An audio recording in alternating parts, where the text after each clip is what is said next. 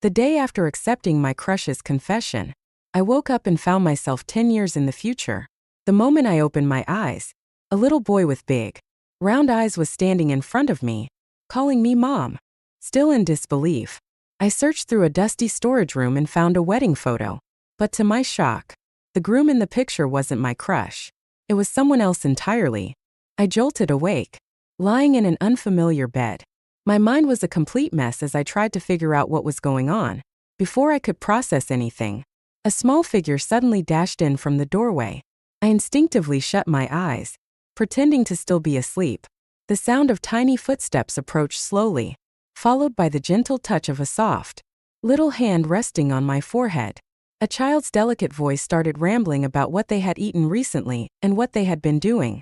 Just as I was wondering about my connection to this child, the next thing he said made my eyes fly open in terror.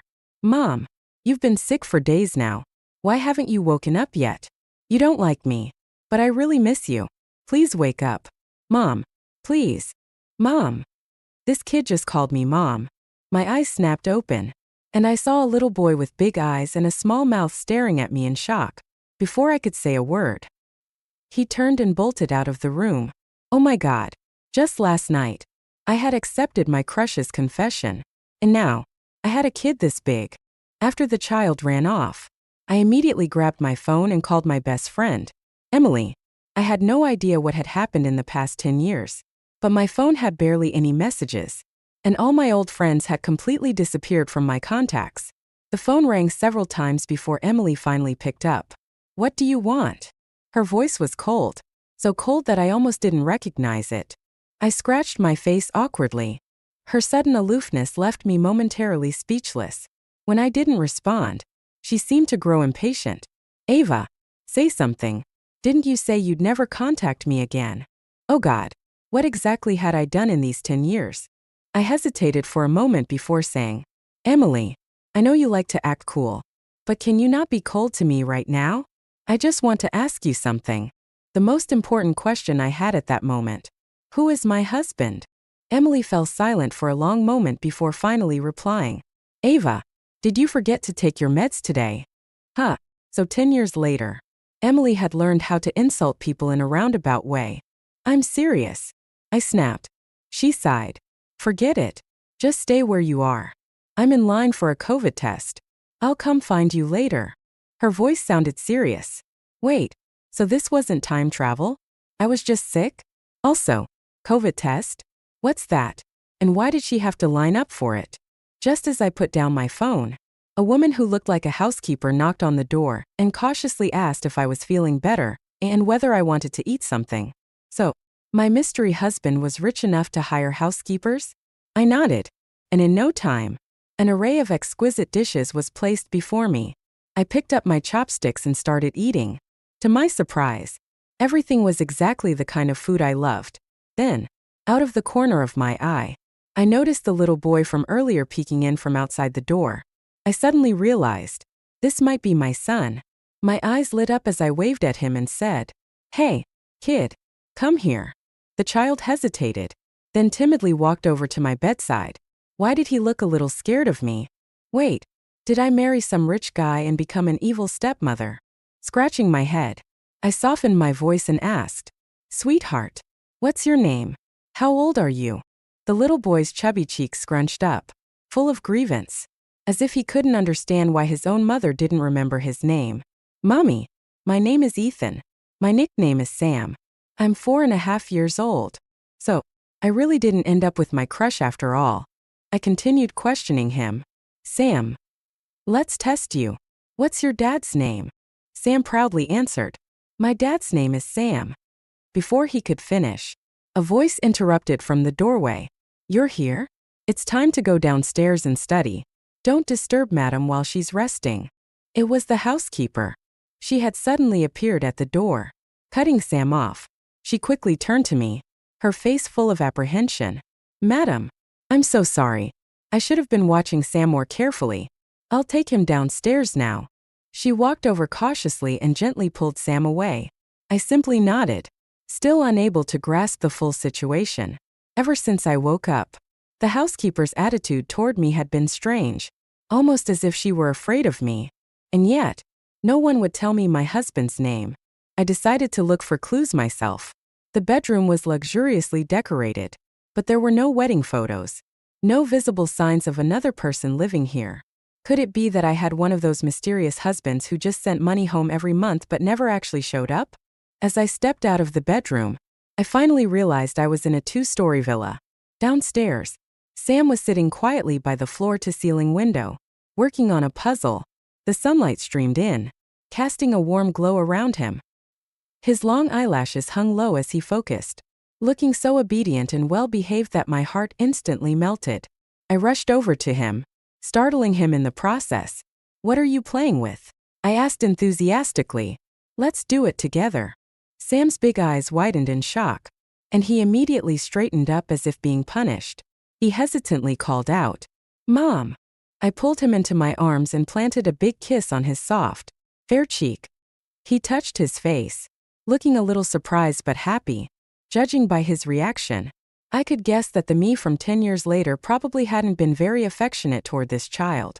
Fortunately, Sam was still young and didn't hold grudges. After playing with him for a while, he quickly relaxed and started excitedly sharing his puzzle with me. "Sam, is this the only thing you play with?" I asked, puzzled. "Kids your age should have lots of toys." Sam carefully glanced at me before whispering, "Mommy used to say other toys were too noisy. You would get angry." Oh God, the me from 10 years later really was sick. That moment, the doorbell rang. It was Emily. When she walked in, I almost didn't recognize her. Was this really my tomboyish childhood best friend? She had grown out her hair and curled it into soft waves.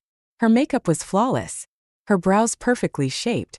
I exaggeratedly widened my eyes and gasped, "Wow, who are you?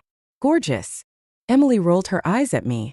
Meanwhile, Sam clearly recognized her and ran up excitedly, hugging her legs. "Auntie Emily." Emily affectionately patted his little head before turning to me. "Let's go upstairs and talk." I quickly led her back to my bedroom. Before she could even ask anything, I spilled out everything I had experienced so far. When I finished, Emily frowned, scrutinizing me carefully before asking, "How do you know you time traveled and didn't just lose your memory?" "I remember everything," I said firmly. "The last meal I ate before traveling was tomato stew at the school cafeteria. I can even remember the test I took 2 days before that, down to the exact questions. If I had amnesia, there's no way I'd still recall details like that." Emily raised an eyebrow but remained silent. She knew me well, probably as well as she knew herself. Feeling a little awkward, I hesitated before finally admitting, "Okay, the day before I traveled, I had just accepted Jason's confession." Emily's expression instantly darkened. She let out a cold laugh before launching into an explanation of everything that had happened over the past 10 years. As it turned out, my future self really was sick. I had developed bipolar disorder. And the reason?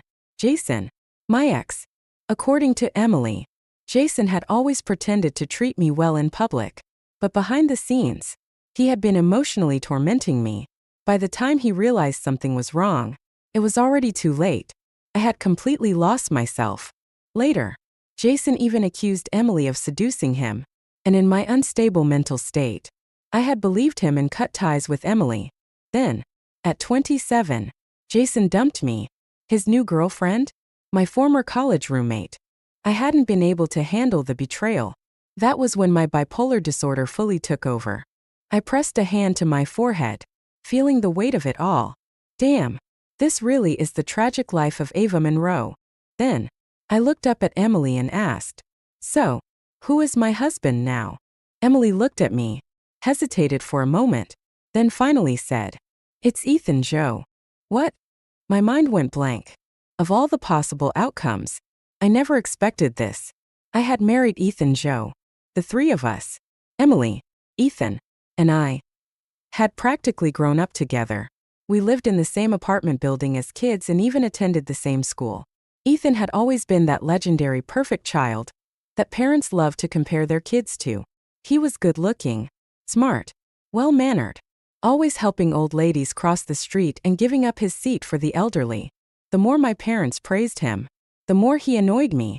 But as a wild little troublemaker, I couldn't help but secretly watch him all the time. I used to stare at him so much that he'd turn bright red from embarrassment. As we got older and those childish days passed, I did start to have a little crush on him, but the problem was, everyone else did too. There were so many girls who liked him that I didn't even dare to entertain the thought. Even when he showed signs of treating me differently, I brushed it off as nothing more than childhood friendship. Besides, he eventually went abroad.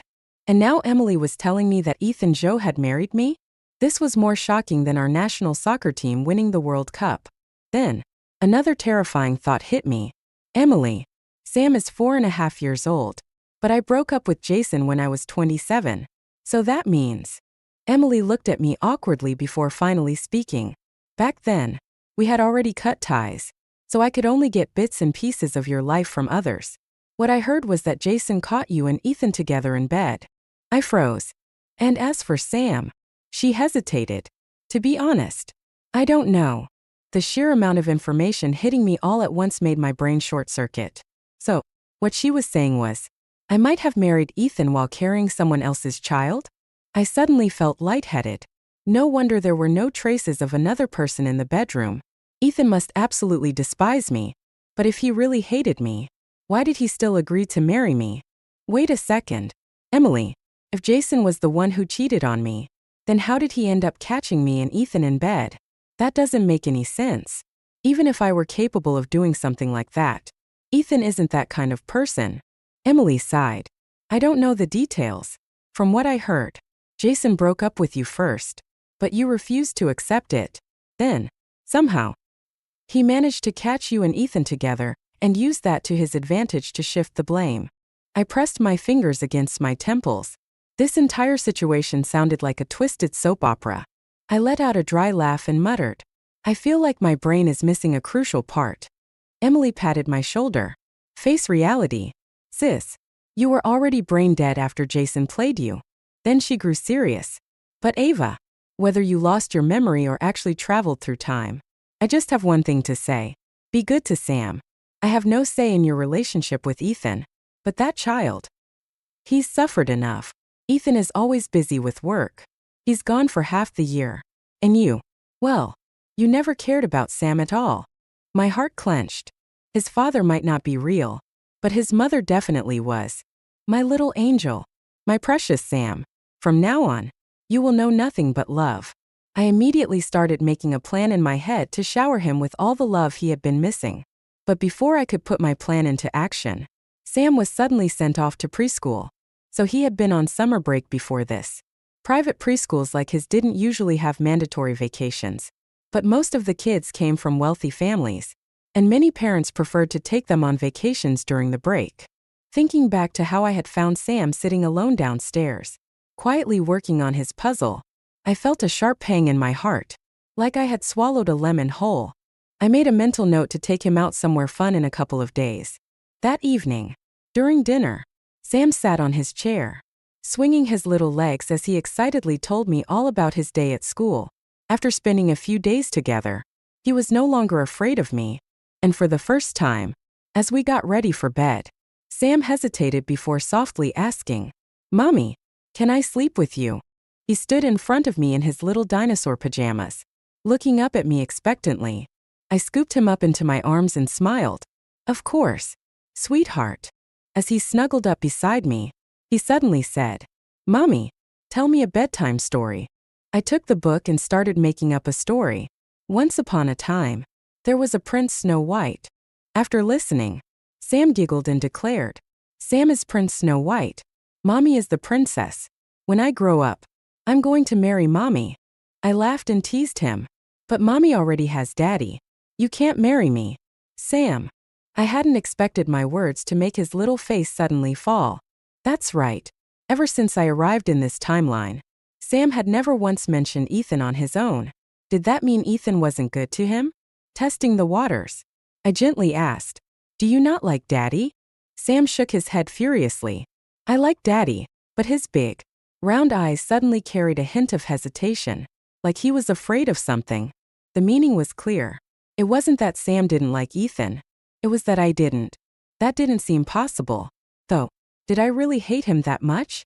The next morning, After the housekeeper took Sam to school, I decided to clean up some clutter around the house. While rummaging through the storage room, I unexpectedly found a wedding photo tucked away in a dusty corner. In the picture, my face was completely emotionless. I looked like a hollow puppet with no soul. Next to me, Ethan was smiling, but if you looked closely, there was a trace of loneliness in his eyes. It was an awful photo. I instinctively flipped the frame over, but as I did, something clattered to the floor. A small box had been hidden behind the picture.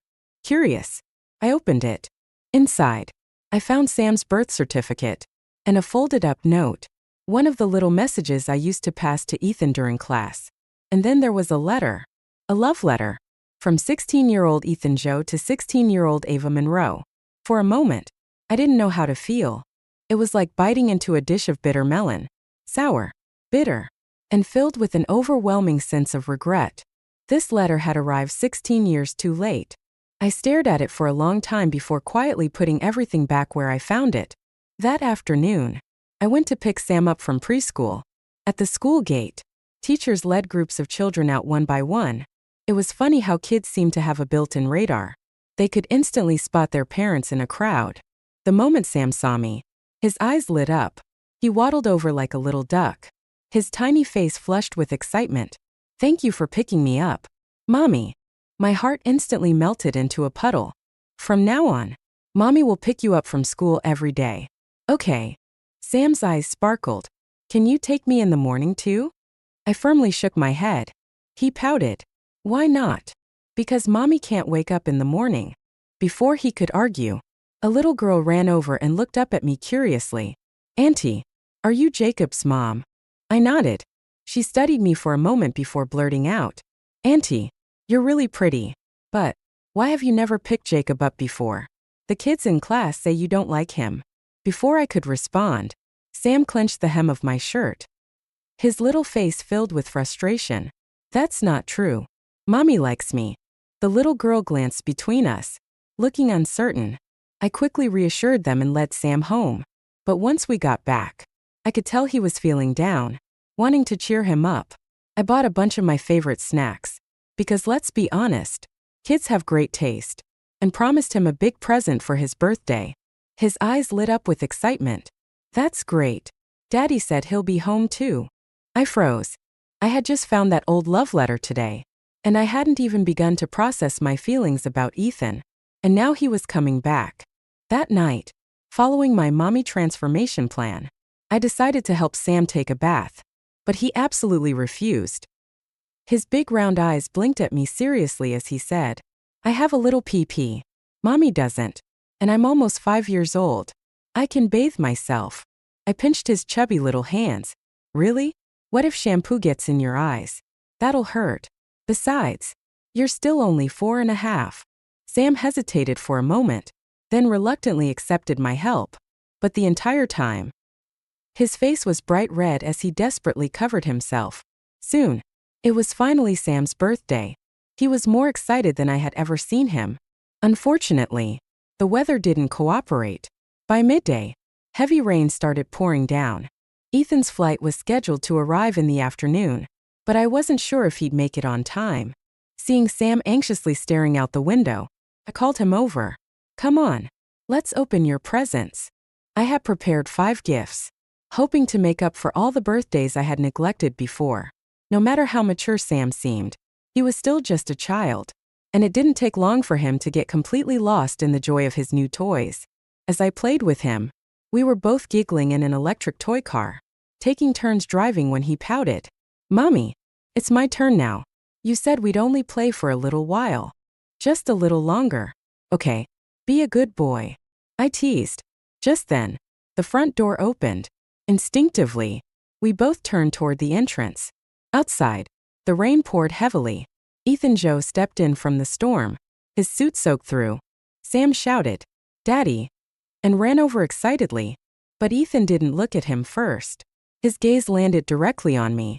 For a moment, we locked eyes across the room, my heartbeat pounding in my ears. Even if I hadn't time traveled, I hadn't seen him in almost 2 years.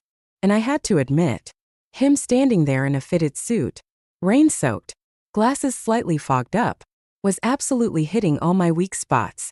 Handsome men in glasses, tailored suits. Who could resist? Snapping out of it, I awkwardly stammered, welcome back. But before I could process what was happening, Ethan took off his wet jacket, walked straight up to me, and pulled me into a hug. I completely froze. Wasn't this progressing a little too fast? His voice was low against my ear. Ava, I'm home. I resisted the urge to rub my ears and quickly hugged him back. Because really, how could this be considered taking advantage of him? We were husband and wife. After all, Ethan pulled back slightly, his expression unreadable as he studied me. But he didn't say anything. By the time I finished lighting the candles on Sam's birthday cake, Ethan had changed into dry clothes and come downstairs. I scratched my cheek awkwardly, trying to gather the courage to sing the birthday song. But for some reason, the words wouldn't come out. Sam, however, was keenly aware of the tension in the room. He glanced at me, then at Ethan, and loudly made his birthday wish. I wish that tonight, Mommy and Daddy will sleep with me. I pressed my lips together. Sam, my dear son, you're really something else. But before I could say anything, Ethan glanced at me, then calmly told Sam, wishes don't come true if you say them out loud. His response immediately dampened the mood. I had almost forgotten. Sam might not even be his child. I wasn't one to beat around the bush. So when Sam was out of earshot, I looked Ethan straight in the eye and said, Ethan, we need to talk. His face darkened instantly. I'm tired. Whatever it is. Let's talk tomorrow. What? Just earlier, he had hugged me at the door. And now he was acting all cold? I crossed my arms. If you don't talk to me, I'll go to your room later and unplug your water heater while you're showering. Despite what he had said, the next day came, and Ethan started avoiding me altogether. Every morning when I woke up, he had already left for work. You wake up at what time? Emily stared at me over her coffee, looking incredulous. I rubbed my nose. Around 9 or 10? That's normal, I said defensively. Emily raised an eyebrow. Do you like Ethan? I quickly took a sip of coffee to buy myself time. When Jason had pursued me back then, I agreed to date him because he was thoughtful, attentive, and, of course, good-looking. But my feelings for Ethan were different. Emily rolled her eyes. If you ask me, this whole mess is Ethan's fault. If he hadn't been so ridiculously reserved, that scumbag Jason wouldn't have had a chance. I nodded. You're absolutely right. Rather than blaming myself, I should be criticizing others instead. Just as I was about to continue ranting, my phone rang. 20 minutes later, I found myself standing outside Sam's preschool. Why? Because I had been called in by the teacher. Inside the office, Sam looked stubbornly defiant while another little kid bawled at the top of his lungs. The teacher explained that Sam had pushed the other child, causing him to fall and scrape his hand. The other kid's parents had already been contacted. I crouched down beside Sam and asked gently, what happened? Sam glanced at me, looking a little wronged. Then, burying his face into my chest, he mumbled. He insulted Mommy and wouldn't apologize. I frowned. Why would he say that about me? Just then, the other child's parents arrived. The father stormed in, shouting, who the hell dared to bully my son? It was a couple. The man gave me a once-over with a lecherous gaze. And before I could react, the woman's expression instantly soured. She scooped up her son and immediately lashed out. So you're Jacob's mom? Let me tell you, this isn't over. Do you even know what kind of person you are? How dare you let your kid bully my son? I raised an eyebrow. Jacob pushing him was wrong. But your son was the one who started it with his words. Seeing that he now had backup, the little boy immediately stopped crying. His eyes darted around before he blurted out, I didn't say anything bad. I just said Jacob's mom is pretty but a homewrecker. A mistress. A child wouldn't even know what a mistress was. Clearly, he had overheard adults saying it. I crouched down to his level and said in a calm, almost playful tone, hey, kiddo, did you know that children who say bad things get their tongues bitten off by big bad wolves at night? The boy clamped his mouth shut in an instant. His mother's face twisted in anger. He's just a child. Why are you scaring him? Then, as if trying to flaunt her superiority, She scoffed. My husband is the general manager of a big company. So what if our son insulted you? It's just words. She gave me a disdainful look before adding. And besides, was he even wrong? You were never around before. Who knows what kind of woman you are? I mimicked her gaze, looking her up and down. Then, with a smirk, I said, wow, ugly on the inside and out. No wonder your kid talks like this. Must be hearing barking at home every day. Her face turned red with rage. Who are you calling a dog? Before I could react, she suddenly lunged toward me, trying to grab Sam. Get over here and apologize to my son. I dodged to the side, shielding Sam. The teacher, seeing how things were escalating, quickly stepped in to stop the commotion. But the woman, unwilling to back down, found an opening and swung her hand toward my face. Just before the slap could land, a firm hand reached out and caught her wrist. You're here to solve a problem or start a fight? Ethan Joe's voice was calm, but his expression was ice cold. The man who had been standing by watching the drama unfold suddenly went pale. His eyes widened in horror. And Mr. Joe? He immediately yanked his wife back, frantically apologizing. Ethan narrowed his eyes. What a coincidence. I didn't expect to run into you here. Mr. Chun. Turns out, this so-called big company manager was actually a supplier for Ethan's company. He had a reputation for having terrible morals, and his wife was known for yelling and cursing at home, influencing their child's behavior. Ethan raised a hand, silencing the man's groveling. Mr. Chun, you didn't seem this apologetic earlier. From what I saw, you and your wife weren't here to resolve an issue. You were here to cause a scene. If I hadn't stepped in, that slap would have landed on my wife's face. The entire room fell silent. Ethan's voice remained cold. I heard Jacob pushed your son. Fine. Take him to the hospital for a checkup. We'll cover the medical expenses. But before that, shouldn't your family apologize to my wife and son? The couple immediately started bowing and apologizing, their earlier arrogance completely gone. I didn't like Sam seeing this kind of display, so I simply took his hand and left. Once we got home, I figured this was finally the perfect time to have a serious conversation with Ethan. But before I could say anything, he was already grabbing his keys. I have work to do. I need to head back to the office. Like hell he was getting away that easily. I didn't even hesitate. Sam, go get him. Sam immediately ran over and clung to his dad's leg like a koala. Ethan frowned. If this is about a divorce, can we not talk about it in front of Sam? I rolled my eyes, grabbed his wrist, and dragged him into the bedroom. The moment the door shut, I turned around and slammed my palm against the wall beside him, pinning him in place. His brows furrowed, but a faint pink crept up his cheeks. Honestly, I had to admit, he looked really attractive back there at the preschool, stepping in right at the perfect moment. His expression sharp and commanding. I tilted my head up, my voice dropping into a soft whisper. Husband. His face didn't change, but his ears turned red like a freshly steamed crab. I felt my own face heat up. Clearing my throat, I decided to just get straight to the point and explain the entire time travel situation. He listened quietly. After a long pause, he finally muttered, as hard as it is to believe, it actually makes sense. Then, after another moment, he added, I noticed something was off since Sam's birthday. I thought maybe your attitude changed because... His voice trailed off. Because you thought I was just trying to get on your good side before asking for a divorce? I finished for him. He didn't deny it. I hummed. So, did I really treat you that badly before? Instead of answering, he looked at me and asked, do you really want to know what happened that day? The day Jason caught us. I nodded. And also, Sam. Sam is my son. Ethan's voice was firm, leaving no room for doubt. I was stunned. Are you sure? He adjusted his glasses, avoiding my gaze. There's no question about it. He was lying. I could tell.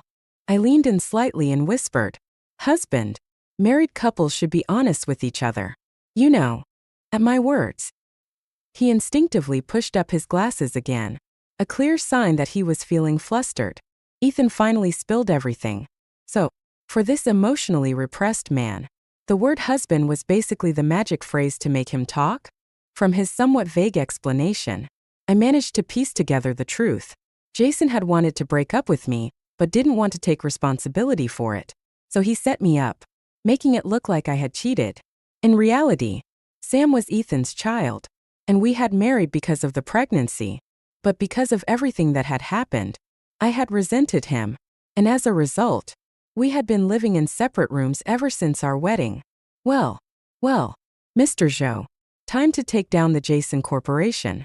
Ethan shot me an amused glance and said, I did report it to the police at the time, but there was no solid evidence, and you kept insisting nothing had happened. Damn. In a way, Jason really was talented. He had somehow managed to dig out my brainstem and turn me into an idiot. What a masterpiece of a life mistake.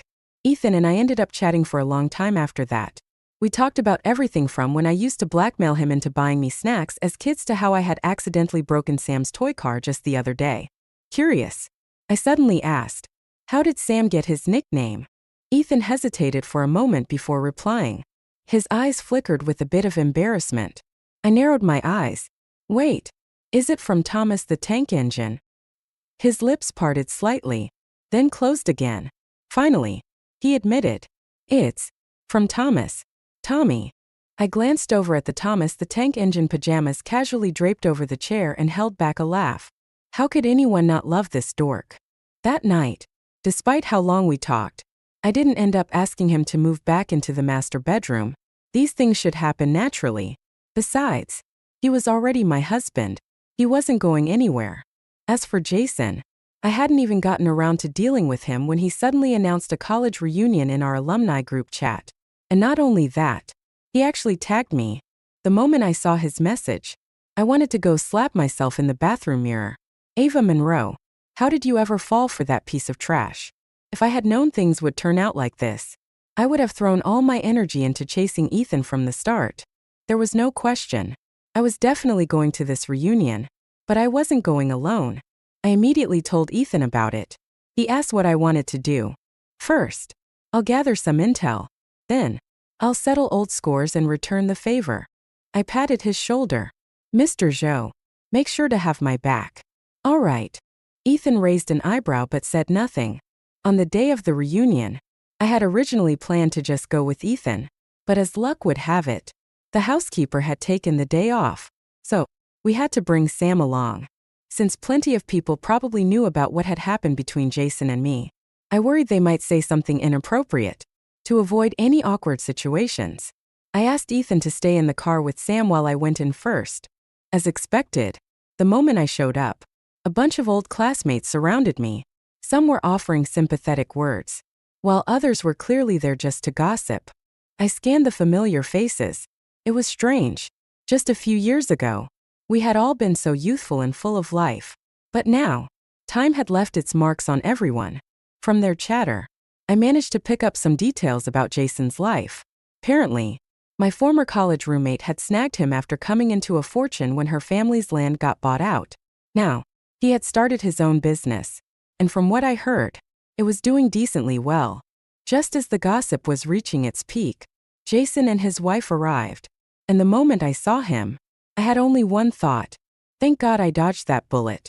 His receding hairline, bulging stomach, and bloated face made him look nothing like the so-called campus heartthrob he once was.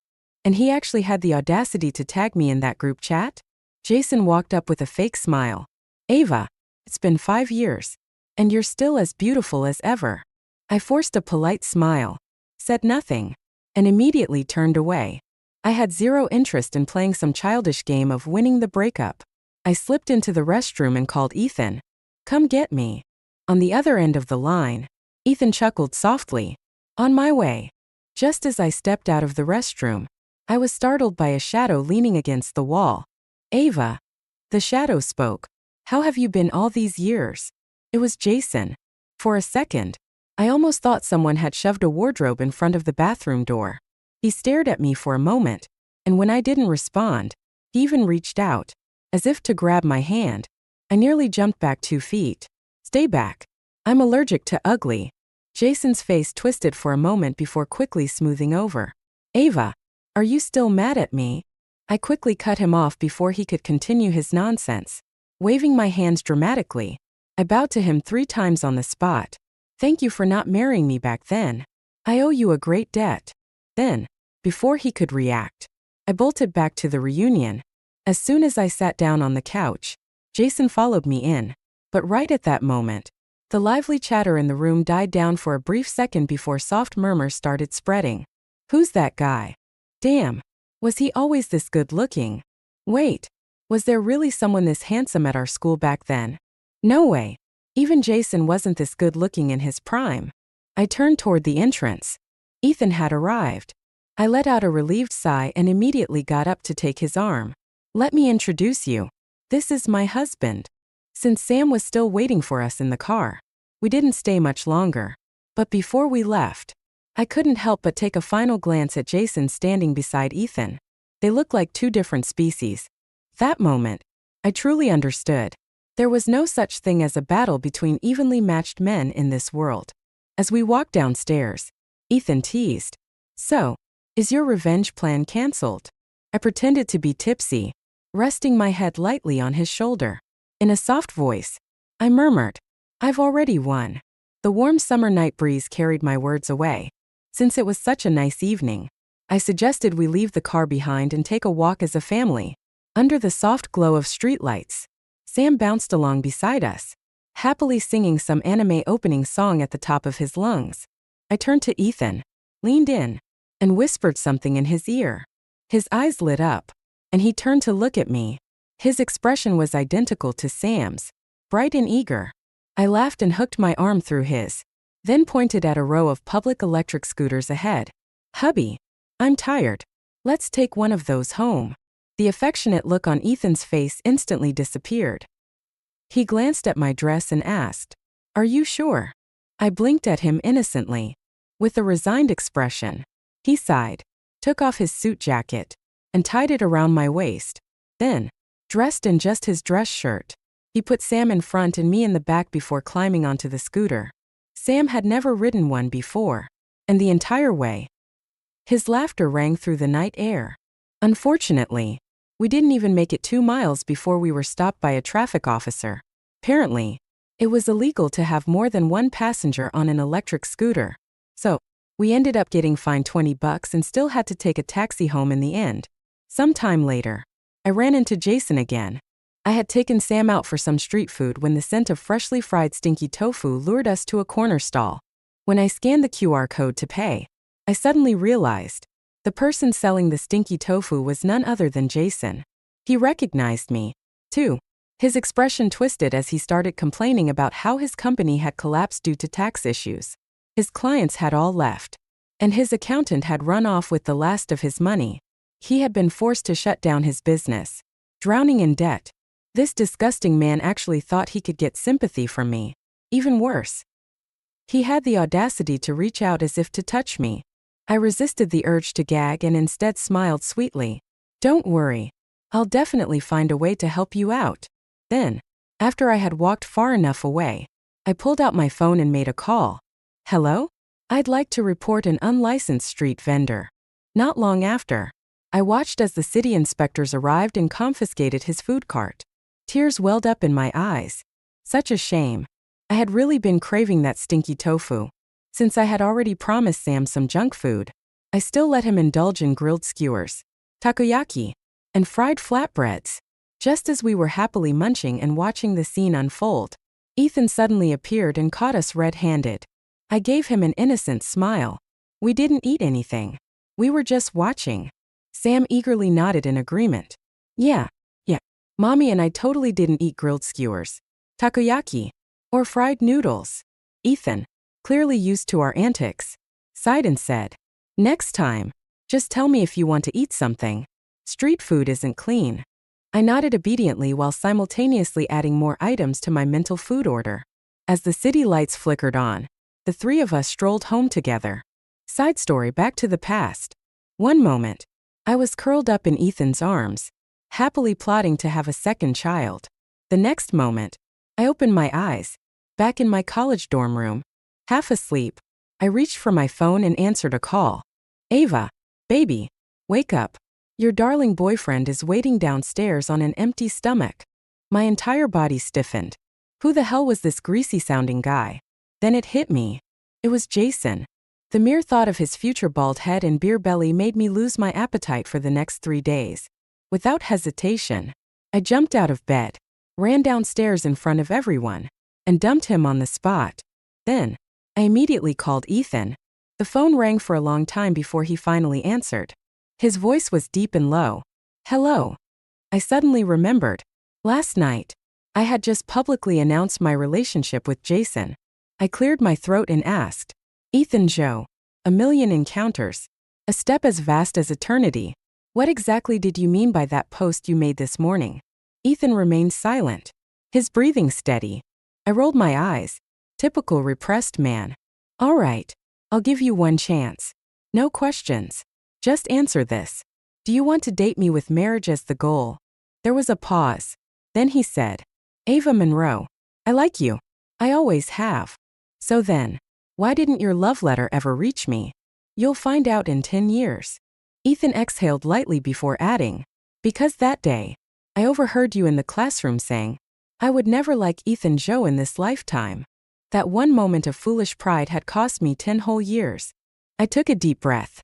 "Ethan, listen, I actually came back from 10 years in the future. I know it sounds crazy, but in that future, we're married. And yes, we even have a child." That revelation hit him so hard that he flew back from overseas that very night.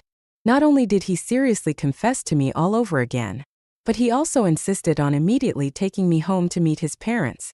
A year after graduation, we got married. We took beautiful wedding photos. And when I asked Emily to be my bridesmaid, she smugly told me, "Not bad. Ava, you really pulled through in the end."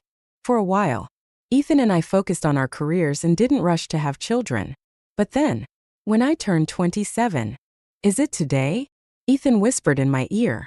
Half asleep, I murmured, "Sam's birthday is today." Ethan froze for a moment. A drop of sweat rolled down his face. "There are 12 months in a year," he muttered. With my half-melted brain, I tried to process his words. "Pregnancy takes 10 months, he continued, rubbing my head gently. "So it should actually be 2 months from now." 12 months later, I safely gave birth to a beautiful baby boy. Ethan named him Jacob Joe. Across the river of time, beyond the limits of science and reason, no matter how many times I traveled through the years, I always found my way back to him.